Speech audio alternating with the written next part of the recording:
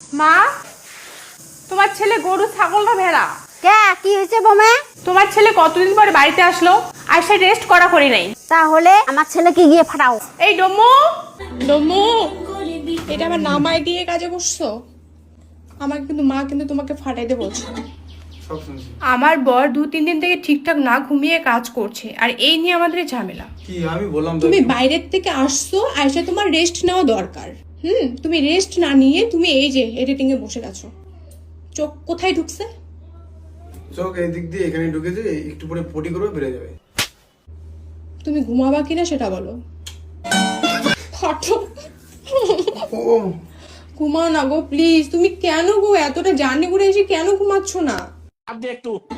দুইটা কাজ করছে, প্রমোশন করেছে, প্রোগ্রাম করেছে, টানা ঘুম নেই। নমস্কার গাইস, প্রমোশনের কথা বলছে।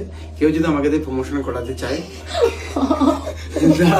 কেউ যদি আমাকে দিয়ে প্রমোশন করাতে চায়, কোনো দোকানের ওপেনিং করাতে চায়, আমি পাবলিককে বলবো, পাবলিক এখানে একটা সুন্দর দোকান ওপেনিং হয়েছে, তোমরা চলে আসো, আমি এভাবে প্রমোশন করিয়ে দেবো। তোমরা যদি ঠিকঠাক বাজেট থাকে এই ইমেলে কন্ট্যাক্ট করো। শুধুমাত্র ইমেলে কন্ট্যাক্ট করবে।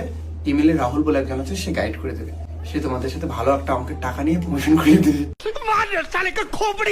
তোমরা বিশ্বাস করবে না বন্ধুরা, এই মানুষটাকে নিয়ে না আমরা সবাই খুব টেনশন করি।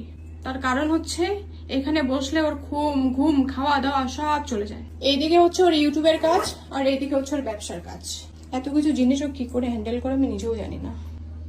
আর এইদিকে প্রেমের কাজ, কারণ বউ আসে। এই প্রথম আজকে আইসা আমি তোমার হাসি দেখলাম। সকালবেলা আসি 6:30টার দিকে, কলকাতা গেছিলাম, উড়িষ্যা গেছিলাম, বিভিন্ন জায়গায় কাজে গেছি। যাই হোক 10-15 দিন পরে আসলাম, গাড়ি করে আসলাম। গাড়ি করে আসার পরে দিনের বেলা আমার ঘুম দেয় না। তো দিনের বেলা যেদিন করে পৌঁছে আমাদের এরকম ঝামেলা লাগে। আজকে পৌঁছেছি দিনের বেলা, মানে সকালবেলা। আমি ঘুমাবো রাত্রিবেলা, সারাদিনটা কি করবো? কাজে বসলাম। তুমি রাত্রিবেলা ঘুমাবে? আমি দেখাবো কন্টিনিউ আমি ব্লগটা করবো। ও ঘুমাইতে ঘুমাইতে 3-4টার দিকে ঘুমাবে। এই রাতে ঘুমাবো, খুব সুন্দর করে কথাটা বললে না? তাহলে রাতে কি করবো? এডিটিং কাজ, এদিক ওদিক কথা বলা। ও শুধু এটাই করি? तू समझा? আর কি করো? বউর সাথে প্রেম করো সেটা বলবো? বউকে কি ওইভাবে তুমি টাইম দাও গো? বলো, টাইম দিয়েছো কবে বলো তো বউকে? বিয়ের সময়। বিয়ের 2টা মাস তুমি কোনো কাজ করোনি, বউকে খুব সুন্দর করে টাইম এই দিয়েছো। তো ইমোশনালি আঘাত করো, এই ইমোশনালি আঘাত করো। এই জন্য কিন্তু মানুষ আরো সোশ্যাল মিডিয়া আমাকে ভালো বলবে।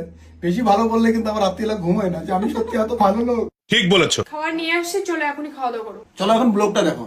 এতক্ষণ আমাকে বললো যে কাজ আমি সেই করি। এই দেখো বাড়ির একদম পিওর বউ। আমিও বাড়ি আসা মাত্রই ও কাজ চালু করছে আমার জন্য, যে রান্না বাড়ি করলো।